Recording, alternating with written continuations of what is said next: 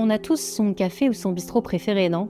Ce sont d'importants lieux de convivialité et de vivre ensemble, mais est-ce que vous saviez qu'ils sont en voie de disparition? En un siècle, 9 cafés sur 10 ont fermé.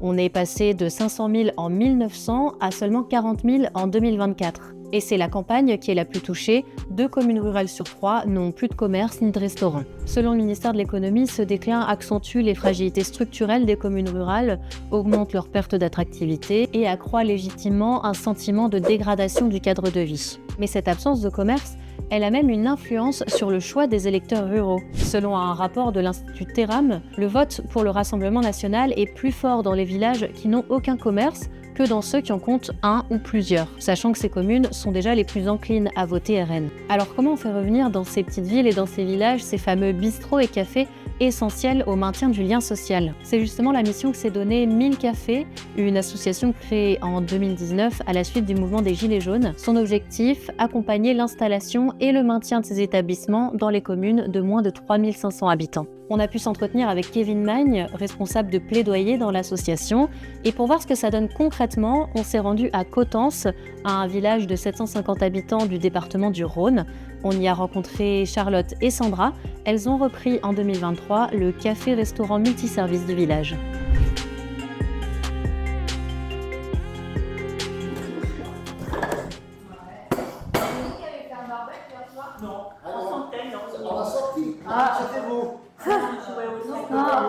Sur un établissement comme ça, on est impliqué de manière complète. Parfois, on rigole, on dit qu'on est la CIA du village. On sait tout ce que fait tout le monde. On a démarré en décembre 2023. On était très attendus par la population.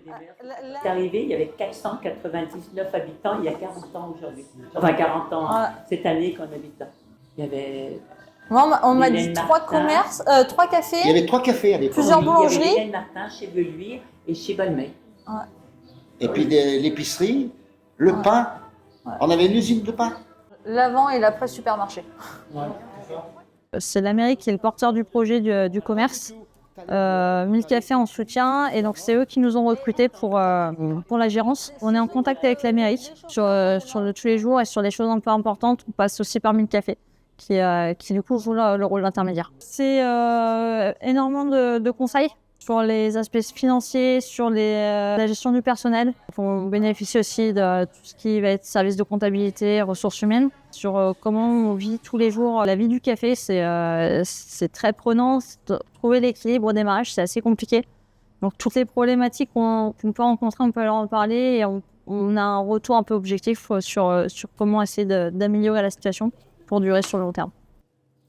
Donc c'est un peu grâce à 1000 Cafés qu'on a une cuisine quand même un peu professionnelle, parce que grâce à leur partenariat avec Lesia, on a pu financer tout ce qui est matériel important comme la trancheuse, la friteuse, le four. Alors en fait, du coup, Clésia, c'est une mutuelle de retraite. Donc, leur partenariat, c'est si on fait des événements, par exemple pour le 21 juin, etc., en contrepartie, nous finance du matériel dès le départ, à peu près 10 000 € pour commencer.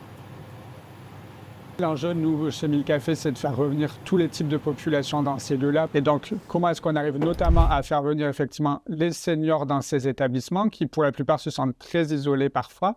Nous, on mesure l'impact de notre action via un doctorant dans l'association qui a permis de faire en sorte que un senior sur 2 aujourd'hui considère qu'il a trouvé une nouvelle personne ressource qu'il n'avait pas dans son cercle grâce à la création du café, et que 96% considèrent qu'ils se sentent mieux dans leur quotidien depuis que l'établissement a ouvert. Ensuite, comment est-ce qu'on arrive aussi à faire revenir des femmes, des jeunes, des familles? Et donc, ça va passer, typiquement, tout à l'heure, je parlais de cinéma en plein air. Ça peut être des ateliers de cuisine, de couture, etc. Tout ce qui va faire en sorte que, potentiellement, on arrive à faire revenir des gens qui ne les fréquentaient plus. Maintenant, je trouve qu'il y a quand même un peu de vie. On a pas mal de jeunesse aussi Et ça maintient, parce qu'un pays où il y a que des anciens, ça ne vit pas, hein, de toute façon, aucune commune. Hein. Et vous pensez que ce genre d'établissement peut aider C'est principal, c'est le maintien de la vie dans le village. Merci. Non mais elles sont charmantes, la cuisinière, moi je lui donne du 20 sur 20. Elles sont formidables. Moi je dis, on a eu de la chance, on a des perles. Attention à nos chevilles quand même. L'histoire du commerce, en fait, elle commence en 2013, quand le commerce traditionnel a dû fermer. Il était tenu par une habitante depuis une vingtaine d'années. Et c'était vraiment l'image même du bistrot de village, unique, dernier lieu aussi de rencontre, de lien social. Et là, la municipalité, à ce moment-là, a réagi. Elle a racheté le fonds de commerce et la licence 4. Elle a réhabilité le local dans lequel nous sommes actuellement, qui était un ancien presbytère. Puis, de fil en aiguille, il y a eu d'autres gérants et la municipalité a toujours fait en sorte qu'il n'y ait pas de rupture de service. La rencontre avec 1000 cafés s'est faite par l'intermédiaire du parlementaire, du député du secteur, qui un jour m'a dit « Mais pourquoi tu n'essayes pas de t'adresser à 1000 cafés ?» Je ne sais pas, parce que je ne connaissais pas. J'ai pris contact, la commune a fait acte de candidature, on a vraiment pu échanger et finalement s'apercevoir assez rapidement qu'on était sur la même longueur d'onde, qu'on poursuivait les mêmes objectifs, d'aller un petit peu plus loin dans cette démarche, de faire en sorte que le commerce en lui-même ne soit pas seulement le but de l'activité, mais qu'il soit aussi le support de liens sociaux, de rencontres. Vous, là, que ça a repris, ça vous fait quoi? Ah bah oui, moi j'étais bien content. Ouais. Ceux qui avaient avancé n'ont pas pu faire, ça m'a... Je me disais quand même, j'ai fait 27 ans, mais ils ne peuvent pas continuer. Alors là, je suis super content. Je vois qu'elles travaillent bien. Et puis ça marche bien avec les filles. Oui, elles sont sympas et tout. Le lieu de vie qu'il y avait chez vous, oui, on le retrouve. Finalement, là. on le retrouve ici. C'est quand même le café, c'est comme l'école. Hein, dans un village, les gens, ils veulent voir quelqu'un, ils vont au café. Ouais. L'objectif chez Bill Café, c'est d'être le lien qui va effectivement mettre autour de la table sur ces projets à la fois les habitants, les municipalités et les futurs porteurs de projets. Donc, ça commence dès l'amont de l'ouverture du projet, où on va organiser des réunions publiques, des ateliers avec les présidents des associations, parce que c'est important de les impliquer dans le projet. L'idée aussi, et ça c'est un enjeu, c'est comment on fait en sorte que les habitants deviennent des acteurs du projet. Et donc, typiquement, par exemple, à Coutances, il y a une association des Amis du Café qui s'est créée. L'association des Amis du Café, c'est une association qui a été créée avant notre arrivée. C'est une association qui faisait le roulement et qui faisait l'intermédiaire entre deux gérants, donc qui reprenaient le service du bar et du dépôt de pain et de la presse. Maintenant que nous on est en place, l'association elle prend plus le rôle d'organisateur d'événements. C'est quelque chose qui est important dans un village pour continuer à faire de la vie.